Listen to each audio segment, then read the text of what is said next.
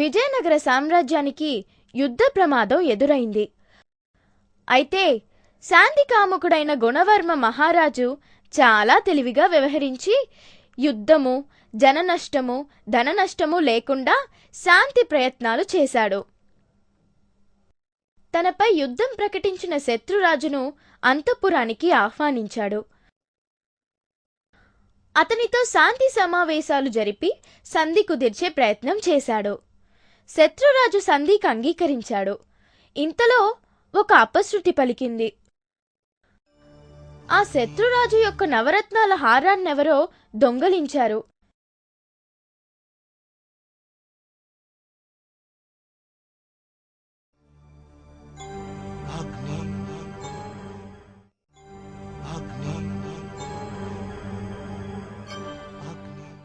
ఇది తెలిసిన శత్రురాజు తీవ్ర ఆగ్రహంతో గుణవర్మను హెచ్చరించాడు. గుణవర్మ, మమ్మల్ని ఆహ్వానించి మా హారాన్ని హరించి ఇలా అవమానించడమేనా నీ శాంతి చర్చల ఉద్దేశ్యం? అది మా వంశపారంపర్యంగా వస్తున్న హారం. అది దొంగలింపబడడం మాకు, మీ రాజ్యానికి కూడా అవమానం. ఇదే జరిగితే యుద్ధం అనివార్యం. క్షమించండి మహారాజా, అసలు ఈ పొరపాటు ఎలా జరిగిందో నాకు అంతుపట్టడం లేదు. తమ రాజ్యంలో ఇంత అవినీతి ఉండడం మీ రాజసింహాసనానికి అవమానం. పొరపాట? మా వంశాచారంగా వస్తున్న హారం ఎవరో దొంగలించడం పొరపాటు కాదు, క్షమించరాని నేరం. దీనికి మీరు, మీ రాజ్య ప్రజలు తప్పక ఫలితాన్ని అనుభవిస్తారు. ఆవేశపడకండి మహారాజా, మీ హారాన్ని మీకు అప్పచెపుతాం. మాకు కొంత గడువివ్వండి. సరే, మీకు రేపు ఉదయం వరకు గడువిస్తున్నాం. హారం దొరికిందా సరే సరి, లేదా చిత్తం. రేపు ఉదయం కల్లా మీ హారం మీకు అప్పచెప్పే పూచి నాది.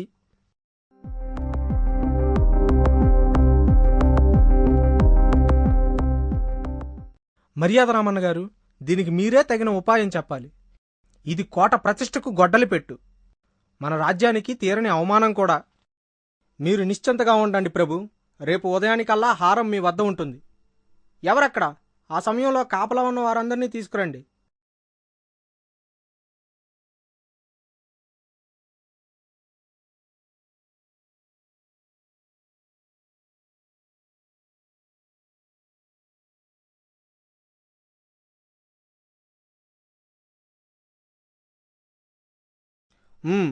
మీలో ఎవరు హారం దొంగిలించారో చెప్పండి. మీరు ఇలా చెప్పరు. మీకు ఒక విశేషమైన కర్ర ఇస్తాను. ఇది మీరు రేపు ఉదయం తేవాలి.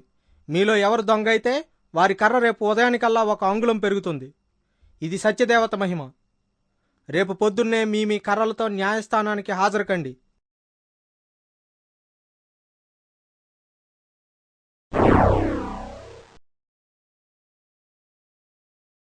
అలా భటులందరికీ మర్యాద రామన్న తలా ఓ 10 అంగుళాల కర్రని ఇచ్చాడు.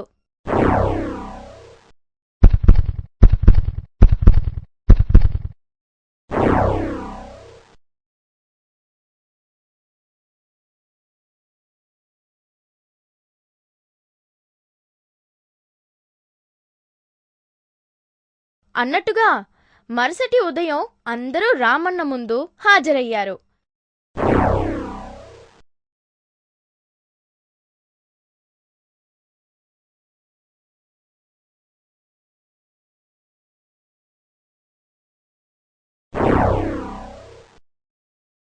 అందరి కర్రలను రామన్న పరిశీలిస్తాడు.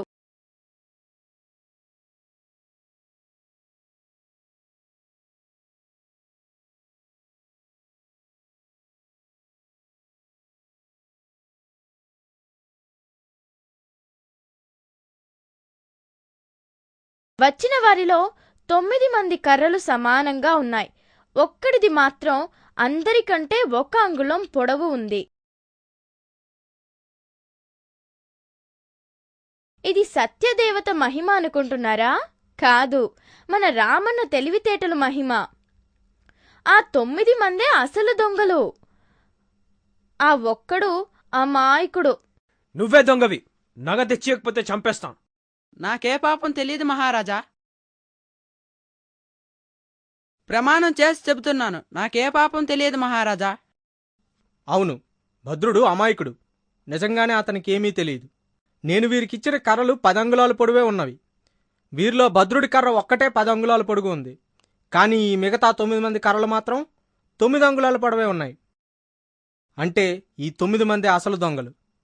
కర్ర పొడవు పెరిగితే వాళ్ళ బండారం ఎక్కడ బయటపడుతుందేమోనని భయంతో వీరు కర్రను చెరో అంగుళం కోసేశారు. కానీ కర్ర ఎక్కడైనా పెరుగుతుందా? కాబట్టి వీరే దొంగలు.